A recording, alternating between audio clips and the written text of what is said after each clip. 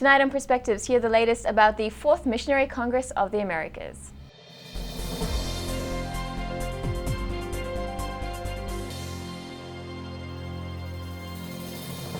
Good evening, my name is Sheridan Sanders and welcome to Perspectives. Today, Pope Francis celebrated daily Mass at the Casa Santa Marta residence. During his homily, he spoke of the worldly powers that want worship to be simply a private matter. The Pope reminded us that Christians who suffer persecution for worshiping God are a prophetic sign of the end times, a sign of what will eventually happen to everyone. This week, he said, it will do us good to think about this and ask ourselves, do I worship the Lord? Or do I, in some measure, play the game of the prince of this world? The Pope concluded calling on the faithful to worship to the end with trust and fidelity. Later in the day, Pope Francis met with participants of the Pontifical Council for Interreligious Dialogue, together with their president, Cardinal Jean-Louis Tarrant. Pope Francis welcomed the participants to the plenary assembly and, referring to his apostolic exhortation, Evangelii Gaudium, reaffirmed that an attitude of openness in truth and love must characterize dialogue with other faiths. You can hear more about Interreligious Dialogue and the new evangelization in this week's episode of The Church Alive. Check it out Sunday at 9 p.m. Eastern, 6 Pacific.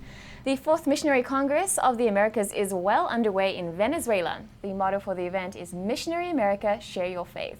And here to give us all the details is our very own Deacon Pedro Quevedoman, joining us direct from the city of Maracaibo. Deacon Pedro, thanks for joining us. Hello, Sheridan, from sunny 34 degrees Maracaibo. Oh, that sounds wonderful. It is. Now, for those of us who are unfamiliar with the Congress, give us a sense of the broad strokes. What's this all about? Well, missionary congresses, you're right, most people have never even heard of them. We've heard of the Eucharistic Congress.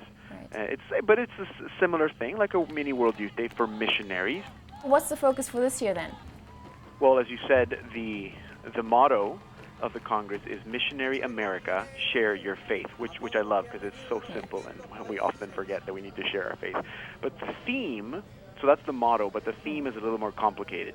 And it sounds better in Spanish, but a loose translation is Missionary Disciples of Jesus Christ from America in a secularized and multicultural world. And that's important because it means that the specific focus of this Congress is how do we respond to this call to be in a permanent state of mission, because it doesn't end.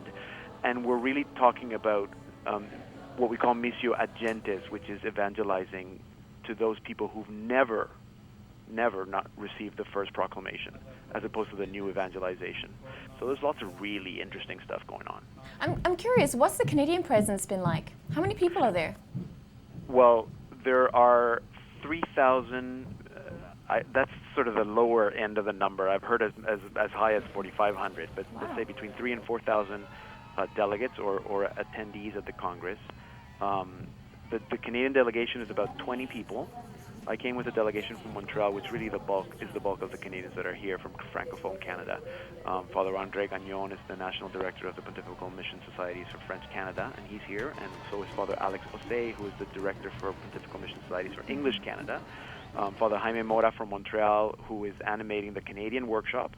And then also I want to mention Robert Leclerc, who is an artist from Winnipeg, from the Archdiocese of St. Boniface. He's the carver of the missionary flame. You might have heard of this beautiful wooden sculpture that was made in Winnipeg by Robert to promote the Congress among the people of French Canada. So yeah, we have a small but powerful delegation, and everybody loves, everybody comes to say hello to the Canadians with the Canadian flags, and we're handing out Canadian pins.